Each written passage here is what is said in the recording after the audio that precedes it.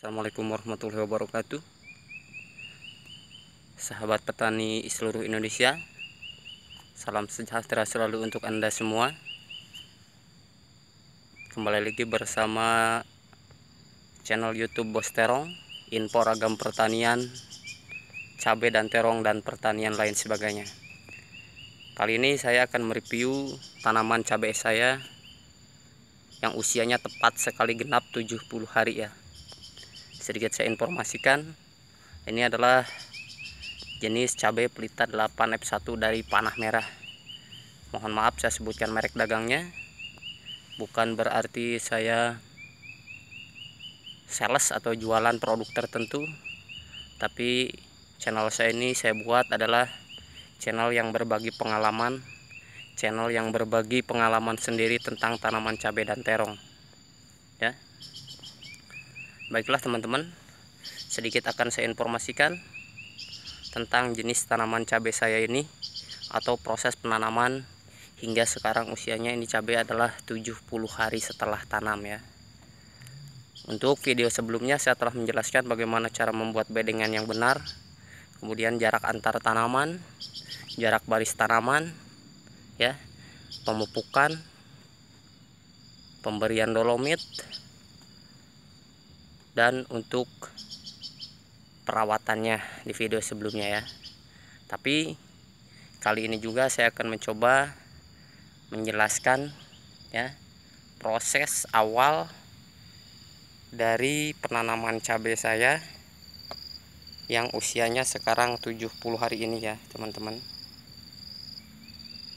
Ini sudah mulai memasuki fase generatif ya, atau fase pembuahan, dimana untuk cabang ya, untuk cabang V-nya ini, sudah tampak buah ya, seperti ini.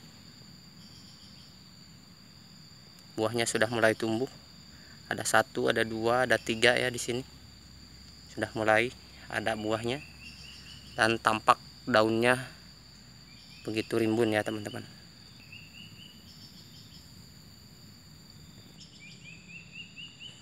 Sudah tampak di video begitu rimbun sekali ya teman-teman ya. Pohonnya besar, sudah mulai besar pohonnya ya.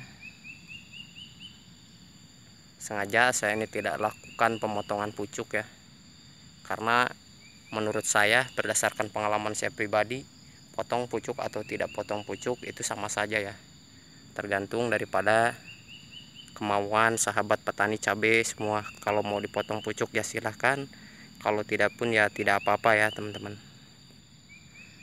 Di video sebelumnya saya telah menjelaskan bahwa untuk penanaman cabai saya ini ya, 1 minggu setelah tanam saya lakukan pengocoran dengan menggunakan NPK 1616 ya, untuk 1 minggu setelah tanam itu. Karena kemudian ada juga yang bertanya, katanya kapan cabai mulai bisa dilakukan pengocoran ya. Untuk saya 1 minggu sudah dilakukan pengocoran, karena 1 minggu ini sudah siap untuk dikocor, karena tanaman cabai saya itu di penyemaian sudah hampir 3 minggu ya, 3 minggu disemai. Lalu setelah itu saya tanam.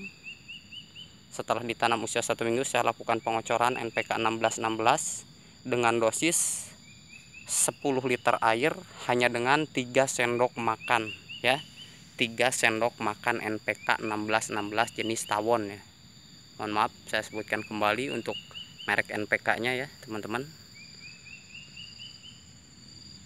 Terserah mau menggunakan NPK grower atau menggunakan NPK yang lain, yang jelas NPK itu bagus sekali untuk melakukan pengocoran ya teman-teman.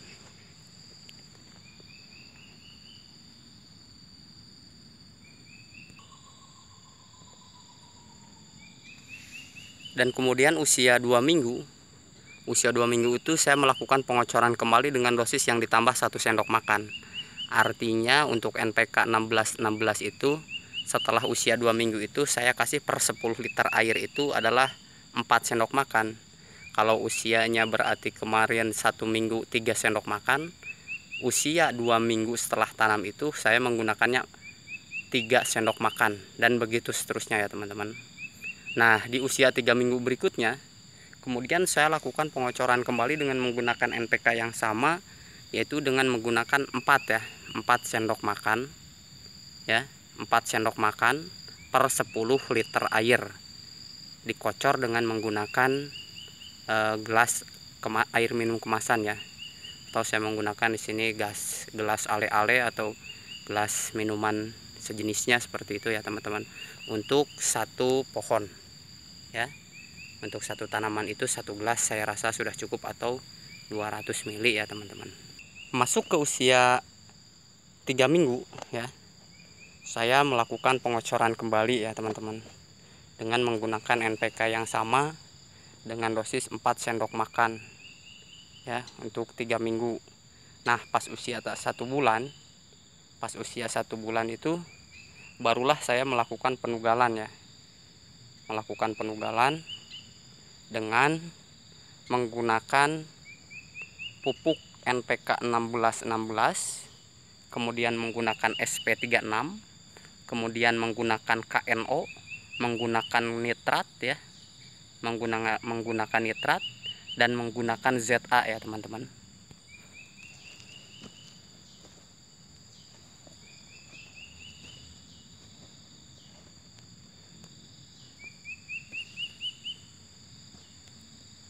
Untuk melakukan penugalan yang saya melakukannya dengan menggunakan sistem tugal di sini ya. Jaraknya perlu, sebelumnya di video sebelumnya saya telah menjelaskan ya. Jadi apakah jarak untuk penugalan itu bagaimana jaraknya? Ya, jadi jaraknya kita diatur aja posisinya. Misalkan ini pohon ya. Jadi kita melakukannya sekitar 4 jari atau 5 jari ya. Berarti kita melakukan penugalan di sini ya. Penugalan jangan juga terlalu dekat, jangan juga terlalu jauh ya. Karena untuk usia tanaman cabai yang masih fase vegetatif itu biasanya si akarnya itu belum jauh ya teman-teman. Sehingga kalau misalkan terlalu jauh juga unsur hara yang kemudian terserap akan sedikit lambat ya teman-teman, seperti itu. Nah, kemudian setelah melakukan penugalan seperti itu, mohon maaf dosisnya tadi belum saya jelaskan. Jadi untuk dosisnya ini untuk satu pohon saya menggunakan 2 sendok makan ya. 2 sendok makan itu setelah tadi saya campur SP36, NPK 16, nitrat, kemudian ZA ya. Saya melakukannya 2 sendok makan untuk satu pohon itu ya, dan hasilnya alhamdulillah seperti ini. Di usia 70 hari ini bentuknya sudah seperti ini. Hasilnya sudah mulai tampak sekali bagus ya teman-teman. Sebetulnya saya setiap minggu selalu cek rutin ya. Setiap minggu atau 3 hari sekali karyawan mengecek tanaman cabai saya. Meskipun saya tidak pernah ke kebun atau seminggu sekali saya hanya bisa ke kebun, tapi karyawan biasanya menginformasikan tentang perkembangan tanaman cabai yang saya miliki ya teman-teman. Kalau kebetulan saya libur hari Minggu baru saya bisa ke kebun. Seperti itu ya teman-teman. Setelah 1 minggu melakukan penugalan, kemudian saya melakukan pengecoran ya. Pengecoran dengan menggunakan KNO3 ya. KNO3 di video sebelumnya saya sudah menjelaskan bagaimana cara pengocorannya ya. Untuk pengocoran menggunakan KNO3 itu ya, yang bentuknya botolnya warna merah ya. Itu warna merah untuk masa vegetatif dan warna putih untuk masa generatif. Artinya kalau menggunakan KNO yang berbotol warnanya merah, itu artinya untuk tanaman cabai yang masih belum berbuah ya teman-teman, atau dalam masa pertumbuhan. Tetapi ketika cabai kita sudah mulai memasuki masa generatif atau masa pembuahan seperti ini ya, kita disarankan untuk menghentikan pengocoran menggunakan KNO3 ya, dan kita disarankan untuk melakukan pengocoran dengan menggunakan KNO putih ya teman-teman. Seperti itu, agar buahnya ini semakin banyak ya teman-teman. Jadi untuk menggunakan KNO putih, fungsinya adalah dia memperkuat menempelkan bunga ya, menempelkan bunga cabai itu sehingga dia tidak mengalami kerontokan ya, untuk KNO warna putih itu ya teman-teman. Seperti itu. Untuk mencegah daun keriting ya, untuk mencegah daun keriting, saya sarankan teman-teman petani cabai seluruh Indonesia, kita cek daunnya ya. Kita cek daunnya, dibalikan ya seperti ini. dibalikan seperti ini. Kalau di sini nampak ada hama trips atau putih-putih ya, ataupun tungau, saya biasanya menggunakan insektisida yang berbahan aktif abamectin ya. Abamectin itu banyak jenisnya.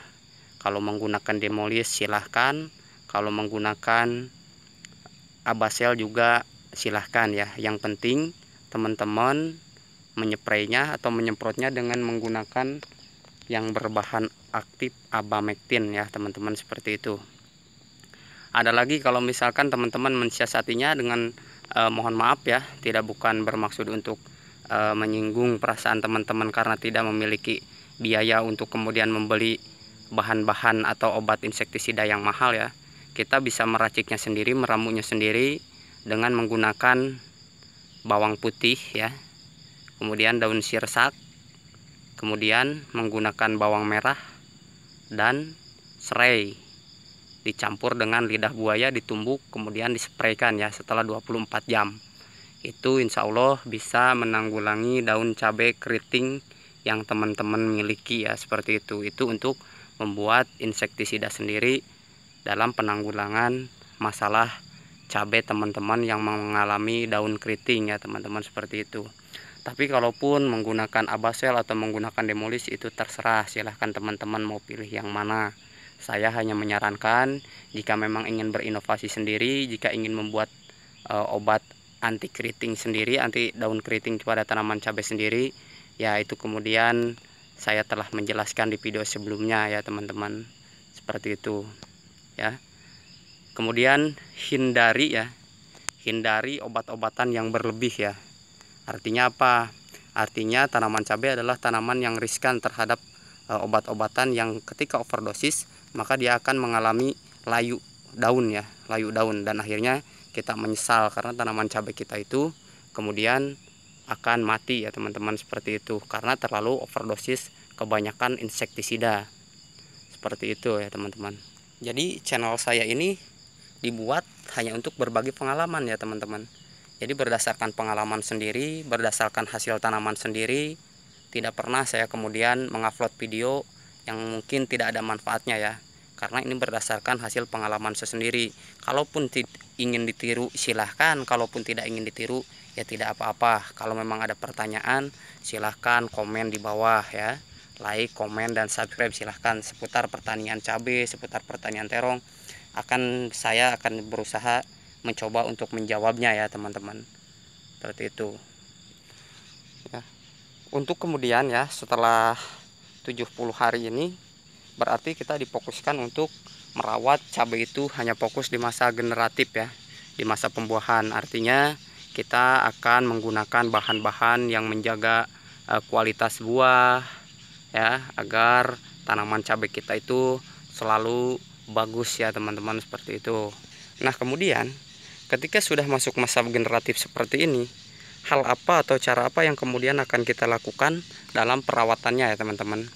Jadi perawatan setelah saya sebutkan di video sebelumnya atau telah saya jelaskan di video sebelumnya. Jadi kalau sistem saya teman-teman ya, jadi saya menggunakannya sistemnya rumus itu 21 ya. 21 itu artinya setelah ditugal 1 minggu kemudian dikocor ya. 1 minggu kemudian dikocor lagi, 1 minggu kemudian barulah ditugal kembali ya teman-teman, seperti itu ya. Karena nantinya ya kalau perawatannya seperti itu kan biasanya kalau tanaman cabai itu pas buah pertama atau panenan pertama, petikan pertama, buah cabainya itu besar-besar, gede-gede. Kenapa kemudian pas buahnya ada di ujung di sini cabainya tampaknya kecil-kecil ya. Jadi pas begitu panen cabainya kerdil ya. Itu perlu teman-teman ketahui bahwa ketika bentuk cabainya kecil di ujung itu artinya nutrisi yang terserap di pohon cabai tersebut sudah habis. Oleh karenanya rumus yang saya gunakan tadi 2121 itu artinya harus teman-teman laksanakan, seperti itu ya teman-teman. Ini hanya saran saya saja berdasarkan pengalaman saya sendiri. Semoga kemudian video penjelasan penanaman cabai ini juga bermanfaat untuk teman-teman petani seluruh Indonesia.